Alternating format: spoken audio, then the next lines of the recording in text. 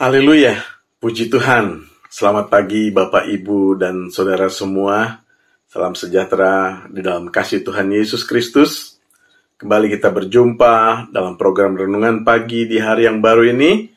Terima kasih kepada Tuhan untuk kasih setianya yang tak berkesudahan dan rahmat-Nya yang selalu baru setiap pagi. Dan saya yakin semua kita sudah menerima berkat-Nya pada pagi hari ini.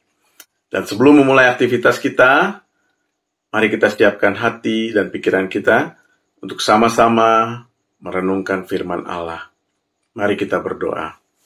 Tuhan Yesus, terima kasih untuk hari yang baru yang Tuhan berikan bagi kami. Kami boleh ada pagi ini semua karena kemurahan Tuhan. Dan sebentar kami sebelum beraktivitas hendak merenungkan sebagian daripada firman-Mu. Mari Tuhan tolong kami, urapi kami dengan kuasa Roh Kudus yang menerangi hati dan pikiran kami, sehingga kami dapat mengerti firman-Mu dengan baik dan juga menjadi pelaku firman-Mu yang baik. Terima kasih Tuhan, kami serahkan renungan pagi ini ke dalam tangan-Mu, di dalam nama Tuhan Yesus Kristus. Kami berdoa, haleluya, amin. Bapak, Ibu, Saudara yang dikasihi Tuhan, judul renungan firman Allah pada pagi hari ini adalah penyembahan bukan hanya bagian dari kehidupan kita, tetapi penyembahan sesungguhnya adalah kehidupan kita.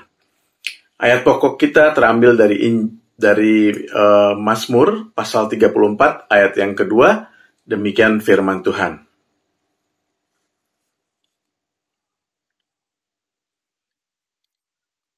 Aku hendak memuji Tuhan pada segala waktu, puji-pujian kepadanya tetap di dalam mulutku. Bapak, Ibu, Saudara yang dikasihi Tuhan, masih ingatkah kita akan visi dari gereja kita? Ya, visi gereja kita adalah menjadi gereja Tuhan yang sempurna dengan mewujudkan nilai kerajaan Allah dalam komunitas keluarga GPD Tiberias Bogor. Salah satu nilai kerajaan Allah yang sering kita dengar di GPD Tiberias Bogor, yaitu dalam slogan humble, haknya adalah honoring God, yang berarti secara lahiriah menunjukkan dan mengungkapkan rasa hormat, pujian, kekaguman, pengagungan, dan penghargaan kita kepada Tuhan. Hidup dalam kerajaan Allah merupakan hidup untuk memuliakan Sang Raja, yaitu Yesus Kristus. Di dalam Wahyu 4 ayat 8 dikatakan, surga tidak pernah sepi dari pengagungan kepada Allah. Alkitab penuh berisi catatan bagaimana umat Allah menyembahnya.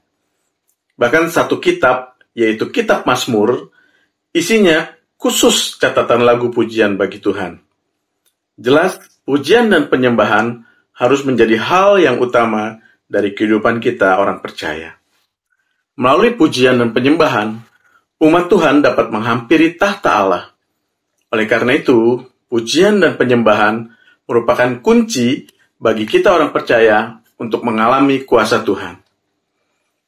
Dan dari pembahasan mengenai pujian dan penyembahan beberapa hari yang lalu, kita belajar bahwa manusia diciptakan untuk menyembah Tuhan. Akan tetapi, kejatuhan ke dalam dosa telah mengakibatkan putusnya hubungan antara manusia dengan Allah. Akibatnya, manusia tidak lagi menyembah Tuhan yang benar. Bahkan, sebagai gantinya, manusia menyembah ciptaan Tuhan, baik itu benda-benda maupun makhluk lain, seperti dikatakan dalam Roma 1 ayat 21-23. Tidak ada manusia di kolong langit ini yang tidak menyembah sesuatu. Kalau tidak menyembah Allah, pasti mereka menyembah sesuatu yang lain. Sesuatu itu mungkin adalah dirinya sendiri, bisa juga manusia lain, bisa juga kekayaan atau uang, kedudukan, batu, pohon, matahari, atau bahkan setan dan iblis. Bahkan ada juga yang menyembah ide yang diciptakan oleh manusia. Sebagai contoh, belakangan ini ada sekelompok orang yang menganggap AI atau Artificial Intelligence adalah Tuhan, dan mereka menyembah AI tersebut. Itu sebabnya Tuhan Allah memulai dengan memulihkan hubungannya dengan manusia melalui kuasa salib yaitu melalui pengorbanan anaknya, Yesus Kristus, Tuhan berkehendak untuk memulihkan penyembahan manusia kepada dirinya. Bapak, Ibu, Saudara yang dikasihi Tuhan, seringkali kita bias bahwa setiap kali kita berbicara tentang penyembahan, yang kita pikirkan mungkin hanya tentang bernyanyi dan bermusik di gereja. Bahwa pujian adalah lagu-lagu berirama cepat, tegas, dan kencang, sedangkan penyembahan adalah lagu-lagu berirama lambat atau mendayu-dayu. Tidak jarang kita mendengar jemaat yang berkata, "Jujur, tadi saya kurang suka worship-nya, lagunya kurang angkat." Atau ada juga yang berkata, "Wah, kalau si A yang pimpin pujian, aku kurang sreg. Pasti lagunya jadul semua. Tapi kalau si B, mantap, aku seneng banget, karena lagunya up to date." Seakan-akan menyembah Tuhan adalah sesuatu yang dilakukan untuk kepuasan diri sendiri. Tetapi saat ini kita sama-sama mau belajar bahwa penyembahan adalah tentang pribadi yang kita sembah, yaitu Yesus. Dan penyembahan sesungguhnya yang Tuhan inginkan adalah kehidupan kita yang dipersembahkan kepada Tuhan sebagai persembahan yang hidup, yang kudus, dan yang berkenan kepadanya. Penyembahan adalah tentang sesuatu yang kita bawa kepada Yesus, yaitu kehidupan kita. Tuhan Yesus sendiri mengajar tentang penyembahan kepada Allah. Dia berkata bahwa ada dua macam penyembah, yaitu penyembah yang benar dan penyembah yang tidak benar. Dalam Yohanes 4 ayat 23 dikatakan, penyembah yang benar akan menyembah Bapa dalam roh dan kebenaran. Menyembah Tuhan dalam roh artinya menyembah Tuhan dengan roh, yaitu kehidupan manusia yang paling dalam. Dengan kata lain, penyembahan kepada Tuhan tidak terikat kepada ritual, melainkan seluruh totalitas kehidupan yang sesungguhnya, yaitu dengan segenap jiwa kita, segenap akal budi, dan segenap kekuatan kita. Yang berikutnya adalah menyembah Tuhan dalam kebenaran, artinya menyembah Tuhan dalam Yesus Kristus, karena Yesus adalah kebenaran. Dialah jalan dan kebenaran dan hidup menurut Yohanes 14 ayat yang 6. Menyembah Tuhan dalam kebenaran artinya juga menyembah Tuhan dalam sikap hati yang benar di mata Tuhan. Dan menyembah Tuhan dalam kebenaran artinya juga menyembah Tuhan dalam tindakan atau perbuatan yang nyata.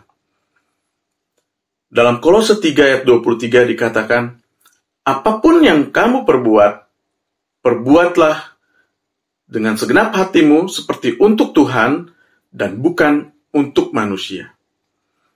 Penyembahan dimulai dari sebuah keputusan untuk menyerahkan seluruh aspek hidup kita ke dalam tangan Tuhan. Hidup yang benar-benar berkata, "Ini hidupku Tuhan, ku persembahkan bagimu." Baik di saat kita sedang makan atau sedang ngobrol dengan teman, apapun yang kita lakukan, itu kita lakukan semuanya untuk kemuliaan Allah. Seperti yang dikatakan dalam 1 Korintus 10 ayat 31, firman Tuhan berkata demikian, "Aku menjawab, jika engkau makan, atau jika engkau minum, atau jika engkau melakukan sesuatu yang lain, lakukanlah semuanya itu untuk kemuliaan Allah." Contoh penyembahan yang paling luar biasa dilakukan oleh Yesus di malam sebelum dia disalibkan.